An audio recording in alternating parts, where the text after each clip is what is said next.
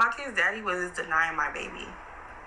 Hello everyone, it's your sister Roland, and all I need is a few minutes to give my reaction to this story time video that came across my YouTube feed. Disclaimer, this young lady was giving a story time, so she may or may not even be in this relationship anymore, but there were certain things that she said I wanted to teach a lesson on them. So let's listen to what she has to say. So let's get into it. All right. So this was a time where I was pregnant with our second child, and me and Lane So I'm not sure if his nickname is Lame or she's just calling him Lame because of what he did. our relationship has always been rocky. Like we be off and then we be on. We be off and we be on. This is one red flag a lot of relationships go through, these on and off again relationships.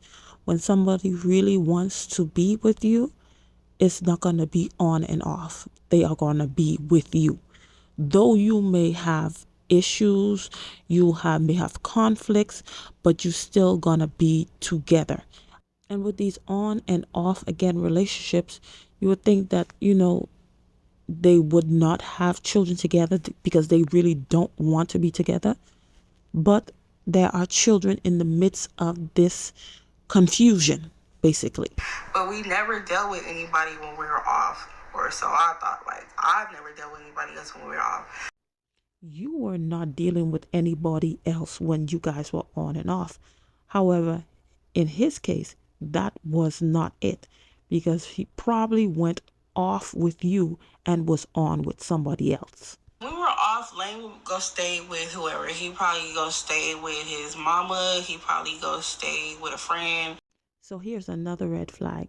So this man had the ability to get into a relationship which produced children, yet did not have a stable place of dwelling. And this is where many women go wrong. You don't find out if this person is stable. This shows that the person is irresponsible. Because if you get into a relationship and you having relations, this can produce children. You should have some type of stability in your life. He was probably staying at the drug house. Like I don't know. Like I had said, I didn't know he was doing drugs. Like I never seen the signs. And another red flag here on both parts, because this guy is doing drugs, and then you are in a relationship and having children. And this young lady, you are getting into a relationship and you don't know what signs to look for in a man. That is a red flag. The different red flags to look for, the different signs, how to vet people, because this is somebody that you could potentially spend the rest of your life with, or potentially have kids with. It's not enough to make excuses. Oh, I didn't know he was doing drugs. I didn't know this. I didn't know what. I didn't see the signs. Then you're supposed to find out. Before we get into certain relationships, we need to find out what signs I need to look for, the good signs and the bad signs. And when I find them, I need to have a plan of action. We had rekindled our toxic, messed up relationship, so we decided that he could come home. Was this relationship truly rekindled by both parties, or did he run out of options of people to stay with? Or maybe you were missing him and you reached out to him because you needed that warm body next to you, because sometimes this is why relationships are rekindled. You know how you rekindle your relationship with your man. Everything is probably good the first week, maybe the first 3 days. Then everything goes downhill after that, and that's exactly what happened. It went downhill because it wasn't supposed to be back together again.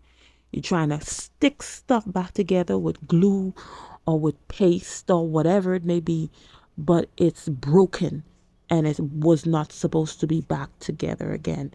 That is why it's falling apart, and it keeps on falling apart because you're trying to put back together again something that is broken. So we were probably good for the first week. He was doing what he was supposed to do. He was cleaning the house when he was supposed to. He was rubbing my feet when he was supposed to. He was doing everything he was supposed to do. Like, he's supposed to do everything I say, and that's what he was doing.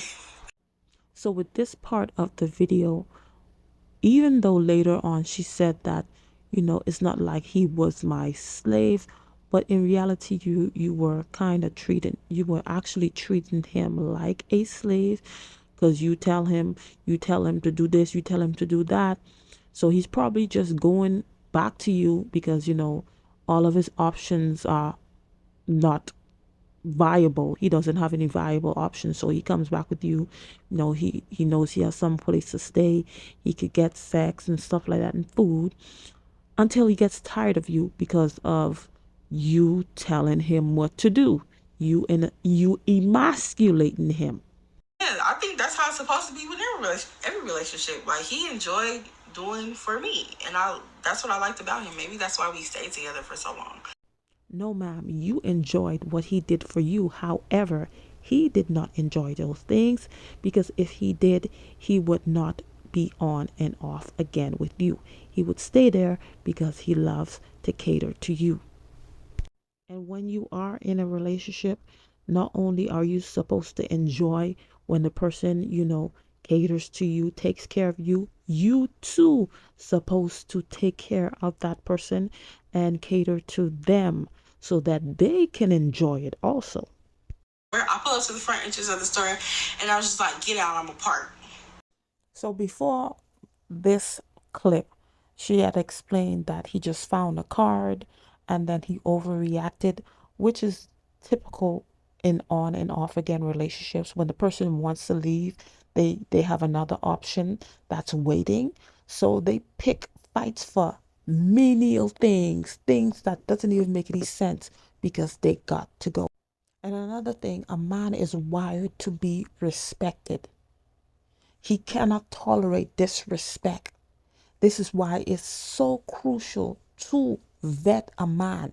So when you find out it's certain behaviors that he has, is certain things that he say or do, you cannot respect him, or he is not at a whatever level that would cause you to respect him, do not deal with that person, because this is how many people sometimes even lose their lives because they disrespect this man.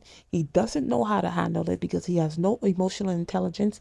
And what he does, he takes you out, because a man cannot tolerate disrespect.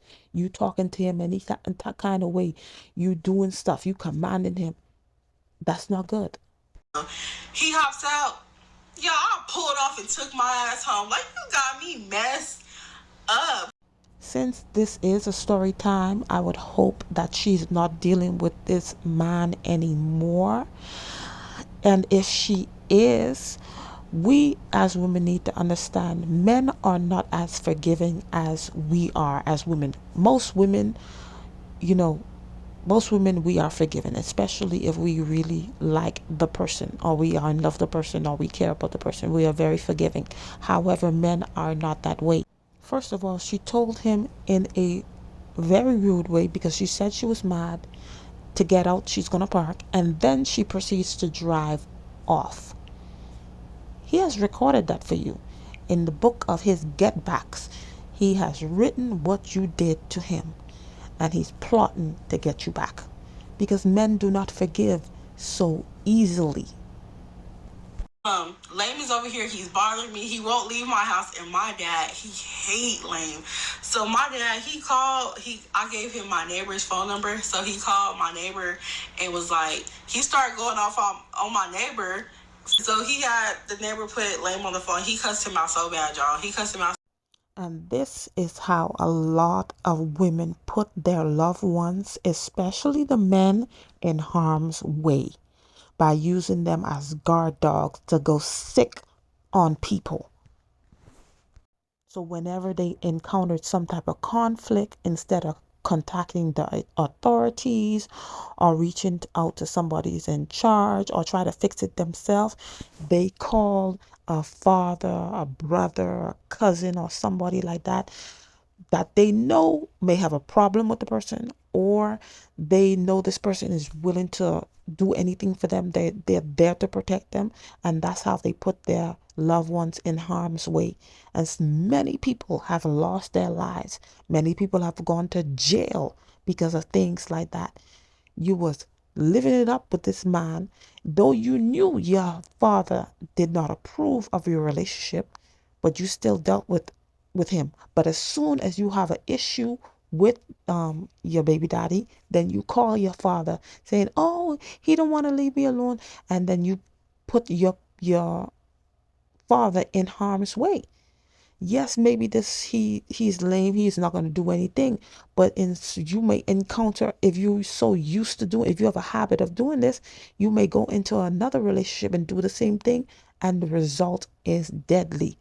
Women need to stop doing this. We need to stop using the men in our lives as guard dogs to go attack people on our behalf. It's not right.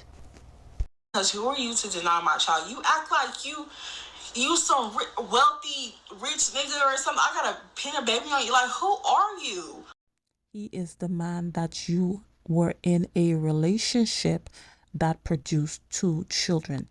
Many women do this when they realize that they made a big mistake. Then they start to put the man down. Oh, you this, you're a loser, you are that. But he was already that. You didn't see it because you didn't vet him enough. You didn't ask the right questions. You didn't look out towards signs to look out for. And now you are left to hold this L with a relationship that you started and did not end well. I really like Lane, like, for who he was, you know? Like, we just clicked. And here's another reason why relationships fail, because people looking for clicks and sparks. So they looking for them to click with the person. They looking for something to spark, so they can feel something. If those click, sparks, and feelings are not with the work and the knowledge and knowing how to vet people, knowing what signs to look out for, that those relationships always end up in disaster. You always end up regretting because you don't know what to look out for. You're just looking for sparks and clicks, and then after the sparks and clicks and the feelings, you don't know what to do. I'm a Taurus and he's a Cancer. If you know anything about astrology, y'all know, well, it's said that Tauruses and Cancers are supposed to go pretty well together. But me, honestly, now I don't like Cancers. And here's another foolish thing people are doing, going in relationships because astrology, a horoscope tells you, oh, Cancers go well with Taurus, Pisces go well with Virgo. Oh, you stay away from Virgos. Oh, do this. Sagittarius don't go with Aries, and all these foolishness. People getting into relationship, people not getting into relationship because they're following astrology instead of getting the knowledge on the opposite sex and what to do in relationships, what to look for in a relationship. They're going by astrologies. So now they picking this person because that's what the horoscopes say goes well with that person, or they staying away from that person because, hey, we don't go well together. It doesn't make any sense. So now you are basing relationships which can produce children, which can bring assets and different things on astrology. It doesn't make any sense. Oh my God. Anyway, that's all I had to say about this story time reaction video. Thank you for watching, and I'll see you in another video. Bye.